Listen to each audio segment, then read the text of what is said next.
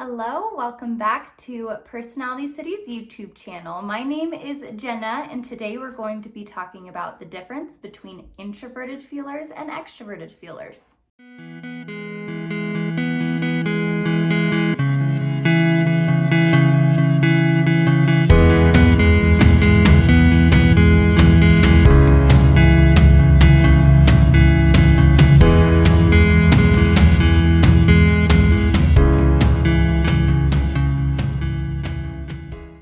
So if you've come to this video but you are not sure what the term cognitive functions means, then I would invite you to watch my introduction to cognitive functions, which is a direct tie-in to the 16 Myers-Briggs personality types. If you've searched this video and found it, odds are you might be somewhat familiar that there is a difference between introverted feelers and extroverted feelers.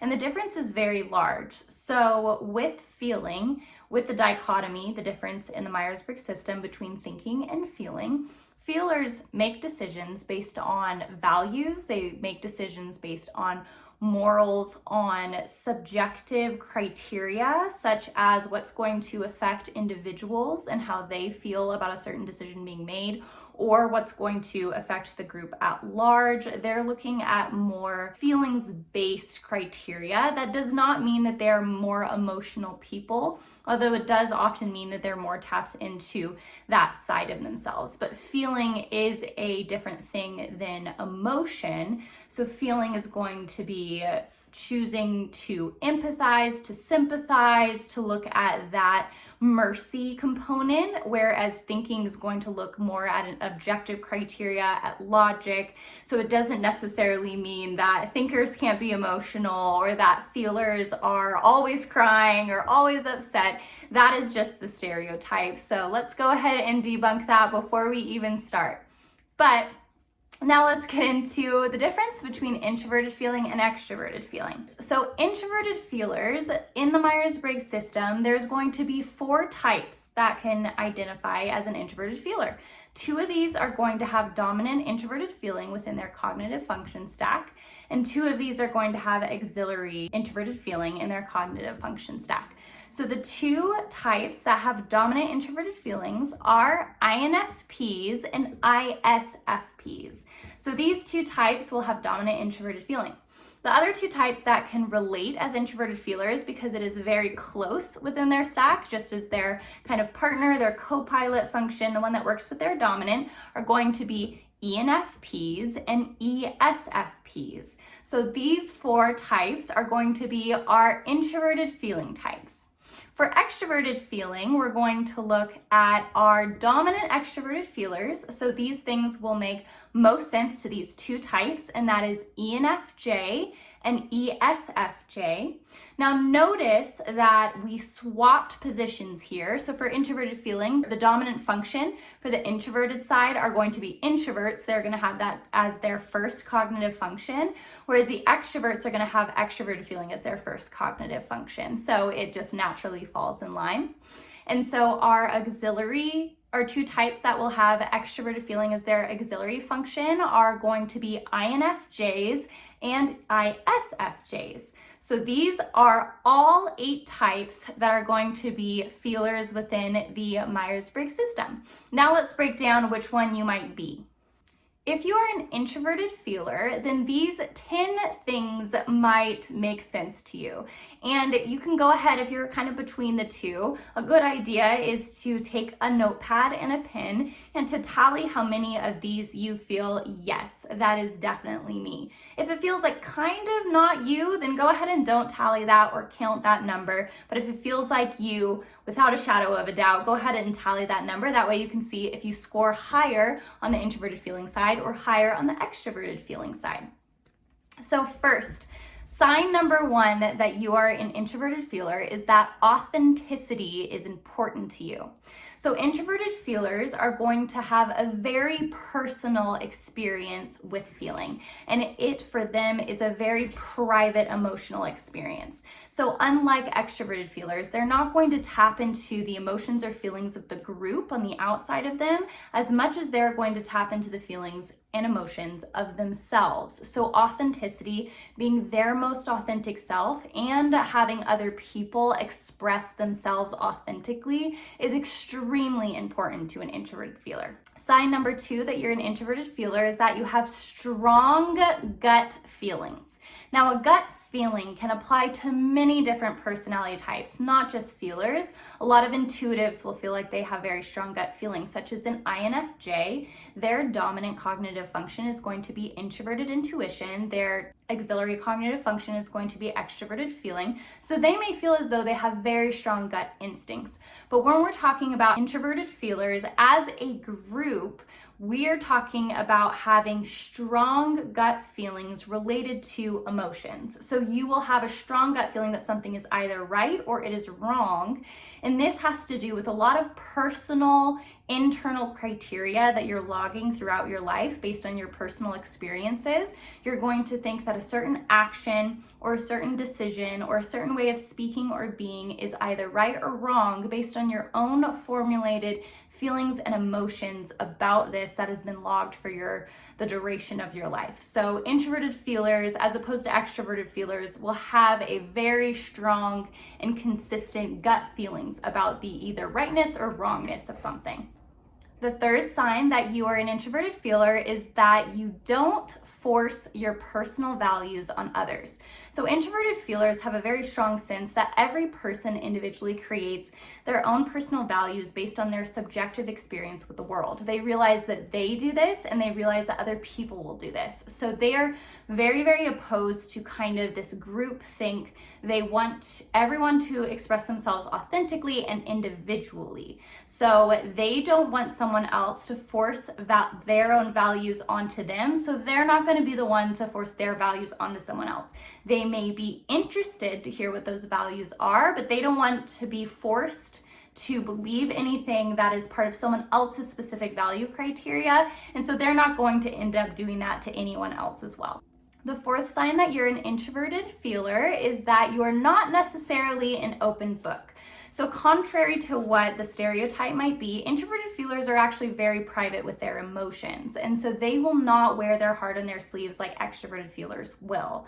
Introverted feelers will actually display their emotions to a very select few. I am actually an introverted feeler, so I will let my close family, my husband, my parents, my best friend in on my emotional experiences, but when it comes to displaying my emotions in front of a group, I feel very insecure about doing that, and I actually prefer to be more private with how I feel about things. I will be unfiltered when it comes to my select few, but because my feeling is an introverted feeling function, I feel only comfortable to have my inner circle be fully aware of what I'm feeling at any given time. So I don't like laying all my cards out on the table in terms of how I'm feeling.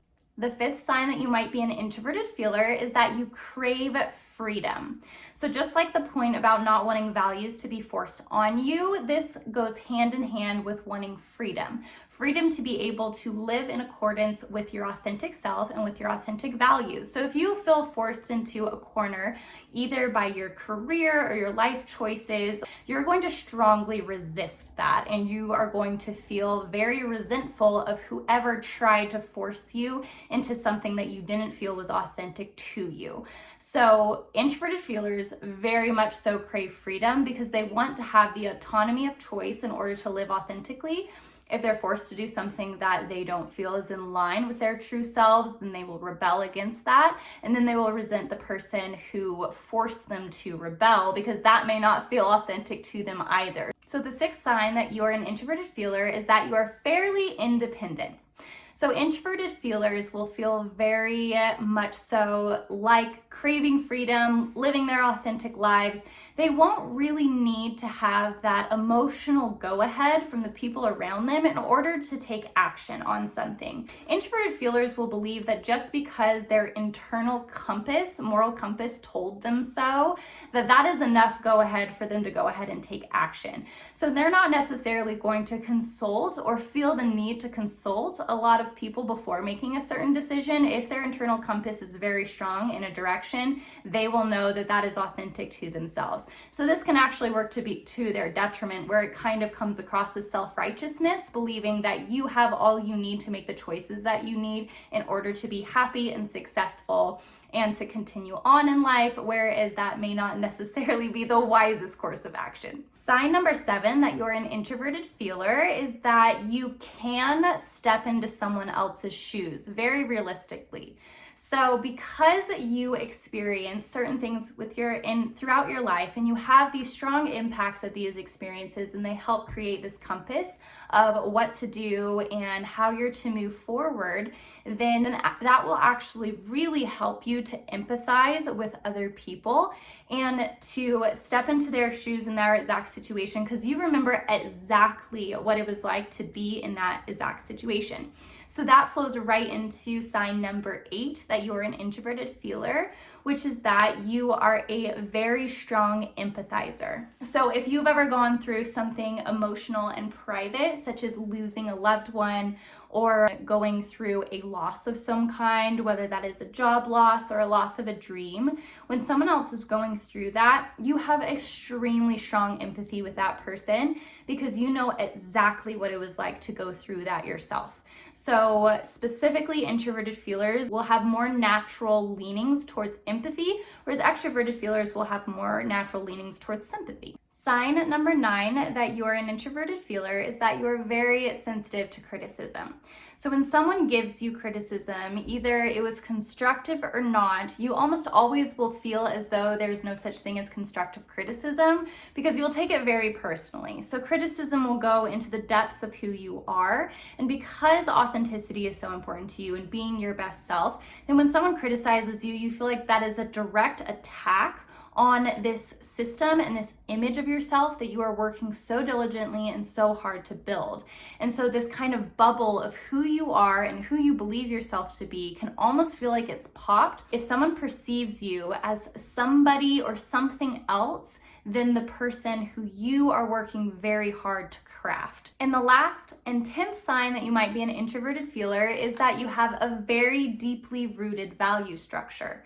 So introverted feelers, like I have said previously, have a very, very strong sense of right and wrong, and they have a very strong internal compass of what their values are, and that helps determine future action for them, so that everything that they do is then in line with who they believe they are, who their best self is, and in line with this authentic version of themselves. So before they make a decision on something, or maybe as they've made a decision on something, reflecting back on it, they are actually going to filter it through this value structure to make sure it's something that they want to continue doing in the future. So now let's move on to the 10 signs that you might be an extroverted feeler. So sign number 1 is that you naturally keep the peace. The extroverted feeling function loves harmony. They want to have harmony between groups of people. They notice when something is off, and it is going to be very, very second nature for them to try to keep the peace and try to mitigate conflicts between people around them so that they can have this sense of harmony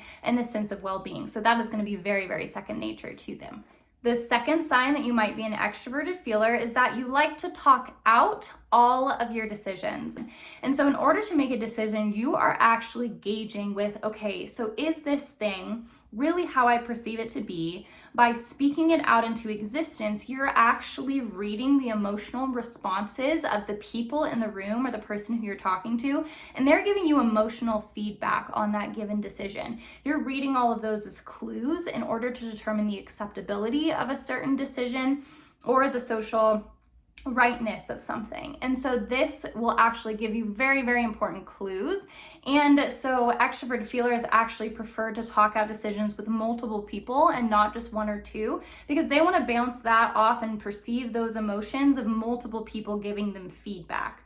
So extroverted feelers and introverted feelers actually make really, really good friends because they're bouncing off these feeling functions with each other in order to process and truly understand the authenticity and the emotional perception of a given choice or decision that they're trying to make down the line. The third sign that you might be an extroverted feeler is that you are naturally expressive and sincere.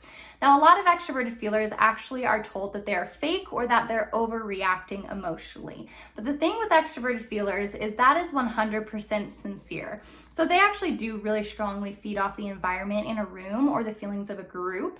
And so if the group is feeling downcast or sad or emotional in any way, they're going to pick up on that, and they're going to also feel those feelings genuinely within themselves.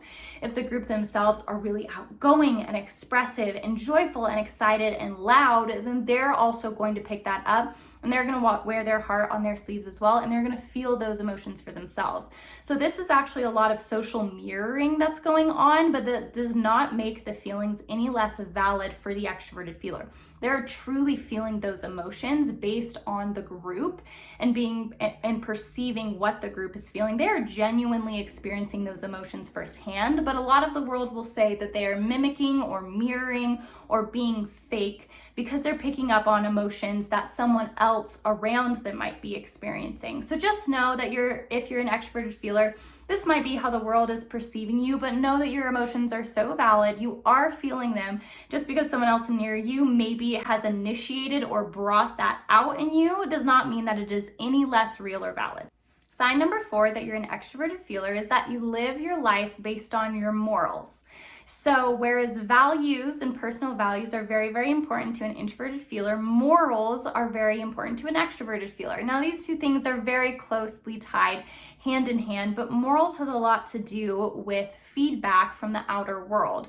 So morals will have to do with what you see as right or wrong based on a history of other people experiencing the same kind of thing, and of you tallying and keeping track of those things and being a thoroughly moral person within yourself. So you're going to consider a lot of these social cues, you're going to bring it all in, and you're going to live your life very strictly aligned with this moral structure for yourself. If you feel like something is stretching those moral guidelines, that's when you're going to start to feel a bit uncomfortable and not want to proceed. Sign number 5 that you're an extroverted feeler is that you are a master sympathizer. So the difference between empathy and sympathy is actually very subtle. Empathy is feeling someone else's pain because you're equating it to your own personal pain. And so that is more the realm of introverted feelers, whereas extroverted feelers will be a little bit more strong on the sympathy side. Although both types have the absolute ability to exercise either one, and thinkers as well can empathize and sympathize. But empathy will come a little bit more natural to introverted feelers, whereas sympathy will come more natural to extroverted feelers. So this means that an extroverted feeler can hear something that you're going through, and even if they have no personal experience themselves with going through that thing, they can feel your pain. Whereas introverted feelers will have a really hard time to sympathize with something that they have never experienced before. Of course, they can have an attitude of sympathy, but to actually feel the feelings as their own, they will very much so struggle with this, as opposed to extroverted feelers where it will come very naturally. Sign number 6 that you are an extroverted feeler is that you have very strong responses to feedback, either good or bad. You won't take feedback quite as personally as an affront on your character as an introverted feeler will, but you will take it as a very, very strong thing. So because you pick up on the emotions of other people and you're reading social cues to determine the rightness or the wrongness of something, when someone gives you feedback, you're going to take that very strongly. So you're going to have a strong response to it.